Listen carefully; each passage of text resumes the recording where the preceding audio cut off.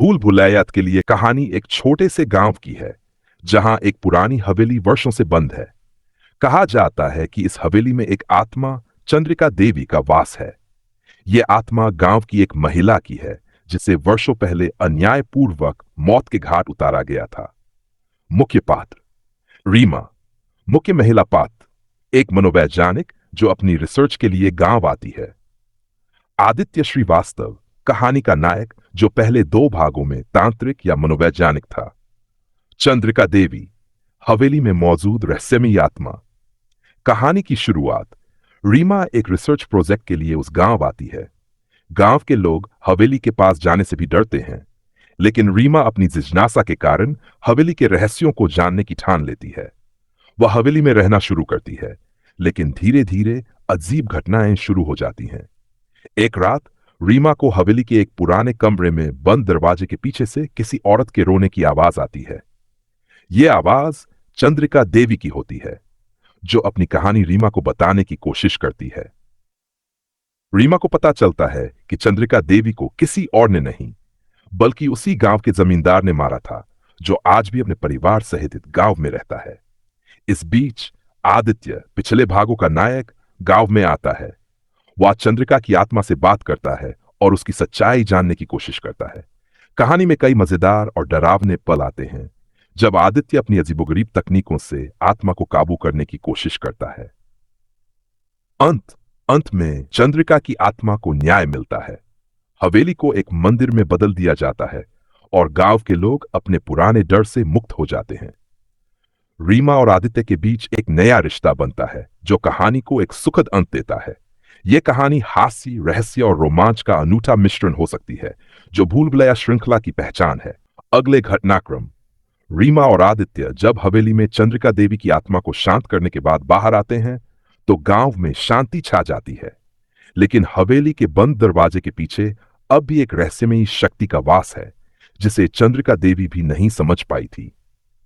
एक नई परेशानी, गांव के लोग अब खुश हैं, लेकिन अचानक से कई औरतें गायब होने लगती हैं। कहा जाता है कि ये महिलाएं उस हवेली के आसपास गई थीं। रीमा को समझ आता है कि हवेली का रहस्य अभी पूरी तरह खत्म नहीं हुआ। पुरानी गाथा का खुलासा रीमा और आदित्य को एक प्राचीन किताब मिलती है जिसमें लिखा होता है कि हवेली का निर्माण एक तांत्रिक ने किया था, जिसने अपनी शक्तियां बढ़ाने के लिए कई मासूम महिलाओं की बलि दी थी।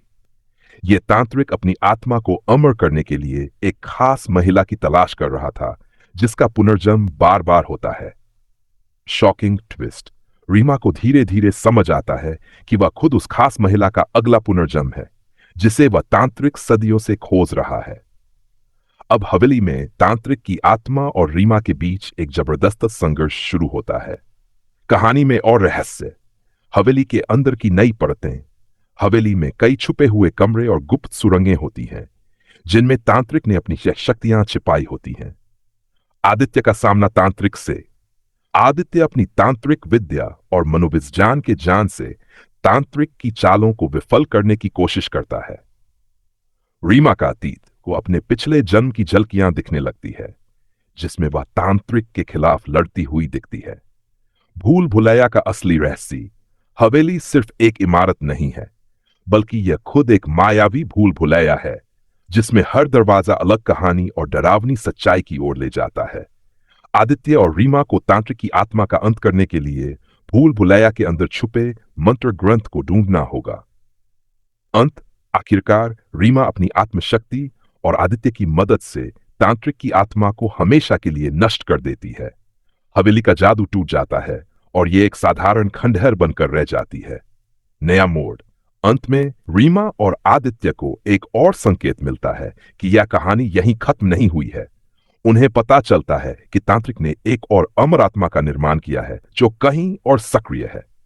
भूल भुलैया पौर का संकेत, जब रीमा और आदित्य हवेली के रहस्यों को सुलझाने के बाद गांव से वापस लौटते हैं तो उन्हें यह यकीन होता है कि तांत्रिक की कहानी समाप्त हो गई है। लेकिन असल में यह सिर्फ शुरुआत थी।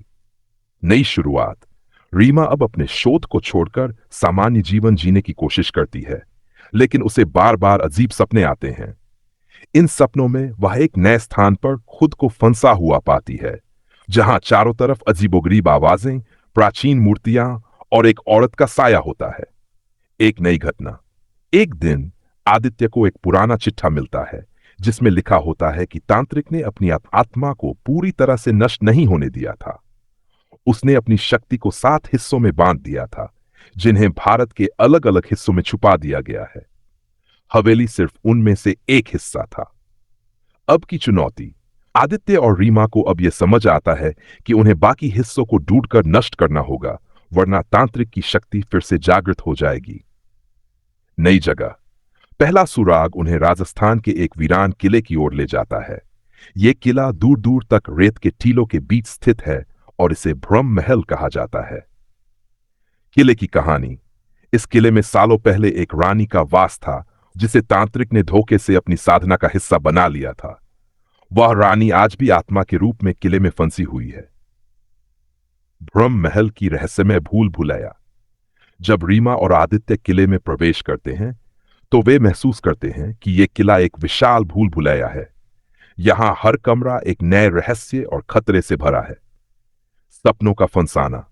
रीमा को हर रात तांत्रिक की आवाजें सुनाई देती हैं, जो उसे भ्रमित करने की कोशिश करती हैं। आदित्य सामना। किले में आदित्य को तांत्रिक की छवि बार बार दिखाई देती है, जो उसके मानसिक संतुलन को कमजोर करने की कोशिश करती है। महातांत्रिक की वापसी। किले के अंदर एक छुपी हुई गुफा में तांत्रिक का दूसरा हिस्सा जागृत हो जाता है। यह हिस्सा पहले से ज्यादा खतरनाक और शक्तिशाली है। वह रीमा को यह एहसास दिलाने की कोशिश करता है कि वह उसके बिना अधूरी है और उसका भाग्य उसी से जुड़ा हुआ है। अंतिम संघर्ष। रीमा और आदित्य किले की गहराई में पहुंचते हैं, जहां उन्हें रानी की आत्मा मिलती है। रानी बताती है कि तांत्रिक को हराने का एक ही तरीका है, उसकी सभी शक्तियों को इकट्ठा कर एक साथ नष्ट करना।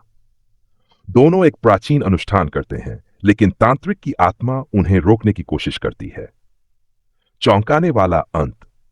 आदित्य तांत्रिक की आत्मा को कमजोर कर देता है, लेकिन रीमा को यह समझ आता है कि तांत्रिक का अंतिम हिस्सा उसी के अंदर छुपा हुआ है। उसे अपने अंदर की इस शक्ति को नष्ट करने के लिए खुद को बलिदान देना होगा। रीमा तांत्रिक के हिस्से को नष्ट करने के लिए बलिदान देने को तैयार होती है, लेकिन आदित्य उसे बचाने के लिए अपनी ताकत का इस्तेमाल करता है। अनुष्ठान सफल होता है और तांत्रिक की आत्मा का दूसरा हिस्सा नष्ट हो जाता है। अंत में रीमा और आदित्य को अब यह समझ आता है कि यह सफर यहीं खत्म नहीं हुआ। तांत्रिक के बाकी हिस्से अभी भी बाकी हैं। यह कहानी अब एक महाकाव्य की तरह बन जाती है, जहां हर हिस्से में एक नया रहस्य और एक नया डर उनका इंतजार कर रहा है। संकेत। भूल भुलैया 2 का सफर। अंतिम दृश्य में एक नए किले की झलक दिखाई जाती है, जहां किसी औरत की दर्द भरी चीख गूंजती है। कहानी अब और गहरी और भयानक भूल भुलैया की ओर इशारा करती है।